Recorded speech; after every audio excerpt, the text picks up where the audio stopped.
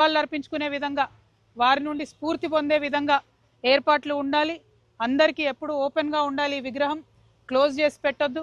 అదేవిధంగా ఈ చుట్టుపక్కల ఉన్నటువంటి అనేక విగ్రహాలకు సరిసమానంగా ధీటుగా అంతే ఎత్తులో అంతే గంభీరంగా ఈ విగ్రహం ఉండాలని చెప్పి మేము ప్రభుత్వాన్ని డిమాండ్ చేస్తూ ఉన్నాం. విగ్రహాలు ఒకటే కాదు, బీసీల రిజర్వేషన్ పట్ల కూడా మరి ప్రభుత్వం చిత్తశుద్ధితో లేదనే విషయం మొన్న జరిగినటువంటి మున్సిపల్ ఎన్నికల్లో మనందరం కూడా చూడడం జరిగింది. ఇప్పటికైనా రేవంత్ రెడ్డి గారు జెడ్పీటీసీ ఎంపీటీసీ ఎన్నికల్లో అయినా రిజర్వేషన్ వర్తింపజేయాలంటే ఇప్పటికైనా కనీసం మీరు అఖిలపక్షం ఢిల్లీకి తీసుకొని వెళ్ళాలి. ఇప్పటికైనా మీరు నరేంద్ర మోడీ గారి ప్రభుత్వాన్ని డిమాండ్ చేయాలి, మీ దగ్గర పెండింగ్లో ఉన్న బీసీ రిజర్వేషన్ బిల్లు పాస్ చేయాలని చెప్పి. ఒకటెనుకొకటి పరీక్షలు ఉన్నా సరే, ఎండలున్నా సరే, ఏమున్నా సరే ఎన్నికలు పెట్టుకుంటూ పోతాం మేమని చెప్పి కాంగ్రెస్ ప్రభుత్వం ఏదైతే తొందరపాటు వైఖరిని ప్రదర్శిస్తూ ఉందో, మరి ఈ తొందరపాటు అంతా కూడా బీసీలకు రిజర్వేషన్లు దక్కకుండా చేసేటటువంటి తొందరపాటే అని చెప్పి మేము బలంగా నమ్ముతా ఉన్నాం. ఇది కరెక్ట్ కాదు. మీరు మేనిఫెస్టోలో పెట్టారు, అసెంబ్లీలో బిల్లు పెట్టారు. దీన్ని సంపూర్ణంగా అయ్యేంత వరకు కూడా చేయాల్సినటువంటి గురుతరమైన బాధ్యత మీ మీద ఉంటుందని చెప్పి ఈ సందర్భంగా తెలియజేస్తూ, మరి రాబోయే బడ్జెట్ సెషన్లో బీసీలకు మీరు మేనిఫెస్టోలో పెట్టిన విధంగా 20,000 కోట్లను ఇవ్వాలని చెప్పి నేను డిమాండ్ చేస్తూ ఉన్నాను. పోయిన 2 సంవత్సరాలు కూడా మీరు 20,000 కోట్లు పెట్టలేదు. పెట్టిన దాంట్లో కనీసం 30% కూడా మీరు ఖర్చు పెట్టలేదు. కాబట్టి బీసీల పట్ల చిత్తశుద్ధి ప్రదర్శించాలంటే బడ్జెట్లో 20,000 కోట్లు పెట్టండి. ఏదైతే బిల్లు పెండింగ్ ఉందో బీజేపీ గవర్నమెంట్ దగ్గర దాన్ని సాధించడానికి ప్రయత్నం చేయండి. అసెంబ్లీలో పూలే బొమ్మను పెట్టడానికి కూడా ప్రయత్నం చేయాలని చెప్పి డిమాండ్ చేస్తూ, మరి చివరిగా తెలంగాణ తల్లి విగ్రహాలను పెట్టడానికి రాష్ట్రమంతా మీరు జీవోలు ఇచ్చిరు. మేము మళ్ళీ మా జాగృతి నుండి చెప్తా ఉన్నాం, తెలంగాణ తల్లి అనేటటువంటిది ఉద్యమ కాలంలో ఎట్లా ఉండేనో అటువంటి తల్లియే తెలంగాణ తల్లి. బతుకమ్మ లేని తల్లి తెలంగాణ తల్లి కాదు, అది కాంగ్రెస్ తల్లి మాత్రమే. మీరు ఎన్ని విగ్రహాలు పెట్టుకున్నా, మీ అధికార దర్పం ప్రదర్శించి ఎన్ని జీవోలు ఇచ్చినా ప్రజల హృదయాల్లో మాత్రం ఆ బొమ్మకు అమ్మ స్థానం లభించదని చెప్పి తెలియజేస్తూ, బీసీల పట్ల మీ చిత్తశుద్ధిని ప్రదర్శించుకోవాలని ముఖ్యమంత్రి గారిని డిమాండ్ చేస్తా ఉన్నాను. Thank you. జై తెలంగాణ, జై జాగృతి, జై పూలే. మున్సిపల్ ఎన్నికల్లో 60-60% చైర్మన్లు ఇచ్చాము, బీసీ చాలా మంది గెలిపించుకున్నాం అన్నటువంటి ఆలోచన వాళ్ళు చెప్తున్నారు. అంటే ఒక్కటండి, ఒక కార్పొరేషన్స్ ఏవైతే మన రాష్ట్రంలో ఉంటాయో దాదాపు 74 కార్పొరేషన్లు ఈపాటికే ప్రభుత్వం ఇచ్చి ఉన్నది. అందులో అగ్రకులానికి సంబంధించిన ఒకే ఒక కులానికి మరి ప్రభుత్వం కట్టబెట్టడం జరిగింది. నామినేటెడ్ పోస్టులు ఎందుకు ఇవ్వాలి, ఎవరికి ఇవ్వాలి? ఎవరైతే డైరెక్ట్ ఎలక్షన్లో గెలవలేరో అటువంటి బీసీ వర్గాల నుంచి, అటువంటి ఎస్సీ వర్గాల నుంచి, మహిళల నుంచి, మైనారిటీస్ నుంచి, ముస్లిమ్స్ నుంచి, క్రిస్టియన్స్ నుంచి తీసుకొని ఇవ్వాలి. కానీ అట్లా ఇవ్వకుండా ఎవరైతే అగ్రవర్ణాలు ఉంటారో, ఎవరైతే బలమైన వర్గాలు ఉంటారో వాళ్ళకే నామినేటెడ్ పోస్టులు ఇస్తాం, వాళ్ళకే ఎలక్టెడ్ పోస్టులు ఇస్తాం అని చెప్పడం కరెక్ట్ కాదు.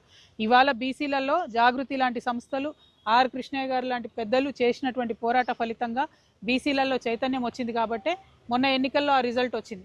ఏ సీట్లో బీసీలు నిలబడ్డ గెలిపించుకున్నారు కాబట్టి ఆ రిజల్ట్ వచ్చింది. అందులో ప్రభుత్వం చేసింది ఏమీ లేదు. ప్రభుత్వం ఏదైతే పెడతామని చెప్పినటువంటి బిల్లు ఏదైతే ఎలక్షన్ల కోసమే కాదు నేను మాట్లాడేది, ఖచ్చితంగా విద్యలో, ఉద్యోగాలలో కూడా పిల్లలకు ఉపయోగపడుతుంది. కాబట్టి ఆ ప్రయత్నం చేయాలని చెప్పి ప్రభుత్వాన్ని నేను డిమాండ్ చేస్తూ ఉన్నాను. Thank you. Professor Jayashankar sir విగ్రహం కూడా లేదు. మేము తెలంగాణ జాగృతి నుండి ప్రొఫెసర్ జయశంకర్ గారి విగ్రహాన్ని ఇవ్వాలని గత బీఆర్ఎస్ ప్రభుత్వంలో కూడా అర్జీలు పెట్టి ఉన్నాము. ఈ ప్రభుత్వానికి కూడా పూలే గారి జయంతి తర్వాత అర్జీ పెడతాం. ఎందుకంటే August 6th Jayashankar sir birthday కాబట్టి ఆ లోపల ఇచ్చేటట్టుగా పెడతాము.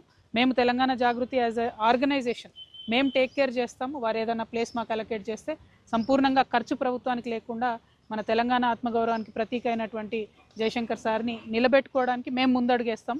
ప్రభుత్వానికి పూలే జయంతి తర్వాత అప్లికేషన్ పెడతాం. గత 2.5 సంవత్సరాల క్రితం నుంచి మొదలుపెట్టి మరి అసెంబ్లీలో పూలే గారి విగ్రహం ఉండాలని మేము డిమాండ్ చేయడం జరిగింది. ఆనాడు అనేక మంది అనేకమైనటువంటి మాటలని మమ్మల్ని విమర్శించారు. కానీ ఇవాళ మేము చేసినటువంటి వరుస పోరాటాలతోని దిగి వచ్చినటువంటి ప్రభుత్వం మరి పూలే గారి విగ్రహాన్ని ట్యాంక్ బండ్ మీద పెట్టడానికి వారు ప్రయత్నాలు ప్రారంభించినారు. కానీ ఇది పాక్షిక విజయం మాత్రమే. ఇక్కడ పెట్టడం అనేటటువంటిది వారి గౌరవానికి సంపూర్ణంగా మంచిదని నేను అనుకోవడం లేదు. ట్యాంక్ బండ్ మీద ఉండడంతో పాటు అసెంబ్లీలో పూలే గారి విగ్రహం ఉండాల్సిందే అనేది తెలంగాణ జాగృతి బలంగా నమ్ముతా ఉన్నది. మరి ఇవాళ కాంగ్రెస్ ప్రభుత్వం పెట్టకపోతే రేపు పొద్దున జాగృతి ప్రభుత్వం ఏర్పడ్డప్పుడైనా పూలే గారి విగ్రహాన్ని అసెంబ్లీలో ఖచ్చితంగా పెడతామని తెలియజేస్తా ఉన్నాం. మరి ఇక్కడ ఇవాళ మేము సైట్ విజిట్ చేయడం జరిగింది.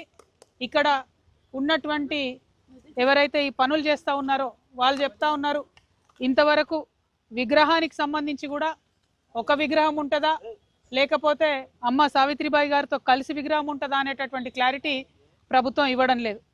అదేవిధంగా మేము కోరుతా ఉన్నాం, ఎప్పుడంటే అప్పుడు ప్రజలు వచ్చి వారికి నివాళులు అర్పించుకునే విధంగా, వారి నుండి స్ఫూర్తి పొందే విధంగా ఏర్పాట్లు ఉండాలి. అందరికీ ఎప్పుడు ఓపెన్గా ఉండాలి. ఈ విగ్రహం క్లోజ్ చేసి పెట్టొద్దు. అదేవిధంగా ఈ చుట్టుపక్కల ఉన్నటువంటి అనేక విగ్రహాలకు సరిసమానంగా ధీటుగా అంతే ఎత్తులో అంతే గంభీరంగా ఈ విగ్రహం ఉండాలని చెప్పి మేము ప్రభుత్వాన్ని డిమాండ్ చేస్తూ ఉన్నాం. విగ్రహాలు ఒకటే కాదు, బీసీల రిజర్వేషన్ పట్ల కూడా మరి ప్రభుత్వం చిత్తశుద్ధితో లేదనే విషయం మొన్న జరిగినటువంటి మున్సిపల్ ఎన్నికల్లో మనందరం కూడా చూడడం జరిగింది. ఇప్పటికైనా రేవంత్ రెడ్డి గారు జెడ్పీటీసీ ఎంపీటీసీ ఎన్నికల్లో అయినా రిజర్వేషన్ వర్తింపజేయాలంటే ఇప్పటికైనా కనీసం మీరు అఖిలపక్షం ఢిల్లీకి తీసుకొని వెళ్ళాలి. ఇప్పటికైనా మీరు నరేంద్ర మోడీ గారి ప్రభుత్వాన్ని డిమాండ్ చేయాలి, మీ దగ్గర పెండింగ్లు ఉన్న బీసీ రిజర్వేషన్ బిల్లు పాస్ చేయాలని చెప్పి. ఒకటెనుకొకటి పరీక్షలు ఉన్నా సరే, ఎండలు ఉన్నా సరే, ఏమున్నా సరే ఎన్నికలు పెట్టుకుంటూ పోతాం మేమని చెప్పి కాంగ్రెస్ ప్రభుత్వం ఏదైతే తొందరపాటు వైఖరిని ప్రదర్శిస్తూ ఉందో, మరి ఈ తొందరపాటు అంతా కూడా బీసీలకు రిజర్వేషన్లు దక్కకుండా చేసేటటువంటి తొందరపాటే అని చెప్పి మేము బలంగా నమ్ముతా ఉన్నాం. ఇది కరెక్ట్ కాదు. మీరు మేనిఫెస్టోలో పెట్టారు, అసెంబ్లీలో బిల్లు పెట్టారు, దీన్ని సంపూర్ణంగా అయ్యేంత వరకు కూడా చేయాల్సినటువంటి గురుతరమైన బాధ్యత మీ మీద ఉంటుందని చెప్పి ఈ సందర్భంగా తెలియజేస్తూ, మరి రాబోయే బడ్జెట్ సెషన్లో బీసీలకు మీరు మేనిఫెస్టోలో పెట్టిన విధంగా 20,000 కోట్లను ఇవ్వాలని చెప్పి నేను డిమాండ్ చేస్తూ ఉన్నాను. పోయిన 2 సంవత్సరాలు కూడా మీరు 20,000 కోట్లు పెట్టలేదు. పెట్టిన దాంట్లో కనీసం 30% కూడా మీరు ఖర్చు పెట్టలేదు. కాబట్టి బీసీల పట్ల చిత్తశుద్ధి ప్రదర్శించాలంటే బడ్జెట్లో 20,000 కోట్లు పెట్టండి. ఏదైతే బిల్లు పెండింగ్ ఉందో బీజేపీ గవర్నమెంట్ దగ్గర దాన్ని సాధించడానికి ప్రయత్నం చేయండి. అసెంబ్లీలో పూలే బొమ్మను పెట్టడానికి కూడా ప్రయత్నం చేయాలని చెప్పి డిమాండ్ చేస్తూ, మరి చివరిగా తెలంగాణ తల్లి విగ్రహాలను పెట్టడానికి రాష్ట్రమంతా మీరు జీవోలు ఇచ్చిరు. మేము మళ్ళీ మా జాగృతి నుండి చెప్తా ఉన్నాం, తెలంగాణ తల్లి అనేటటువంటిది ఉద్యమ కాలంలో ఎట్లా ఉండేనో అటువంటి తల్లియే తెలంగాణ తల్లి. బతుకమ్మ లేని తల్లి తెలంగాణ తల్లి కాదు, అది కాంగ్రెస్ తల్లి మాత్రమే.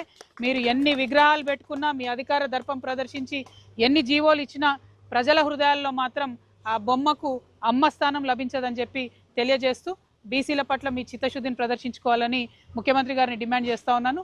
Thank you. జై తెలంగాణ, జై జాగృతి, జై పూలే. మున్సిపల్ ఎన్నికల్లో 60-60% చైర్మన్లు ఇచ్చాము, బీసీ చాలా మంది గెలిపించుకున్నాం అన్నటువంటి ఆలోచన వాళ్ళు చెప్తున్నారు. అంటే ఒక్కటండి, ఒక కార్పొరేషన్స్ ఏవైతే మన రాష్ట్రంలో ఉంటాయో దాదాపు 74 కార్పొరేషన్లు ఇప్పటికే ప్రభుత్వం ఇచ్చి ఉన్నది. అందులో అగ్రకులానికి సంబంధించిన ఒకే ఒక కులానికి మరి ప్రభుత్వం కట్టబెట్టడం జరిగింది. నామినేటెడ్ పోస్టులు ఎందుకు ఇవ్వాలి, ఎవరికి ఇవ్వాలి? ఎవరైతే డైరెక్ట్ ఎలక్షన్లో గెలవలేరో అటువంటి బీసీ వర్గాల నుంచి, అటువంటి ఎస్సీ వర్గాల నుంచి, మహిళల నుంచి, మైనారిటీస్ నుంచి, ముస్లిమ్స్ నుంచి, క్రిస్టియన్స్ నుంచి తీసుకొని ఇవ్వాలి. కానీ అట్లా ఇవ్వకుండా ఎవరైతే అగ్రవర్ణాలు ఉంటారో, ఎవరైతే బలమైన వర్గాలు ఉంటారో వాళ్ళకే నామినేటెడ్ పోస్టులు ఇస్తాం, వాళ్ళకే ఎలక్టెడ్ పోస్టులు ఇస్తాం అని చెప్పడం కరెక్ట్ కాదు.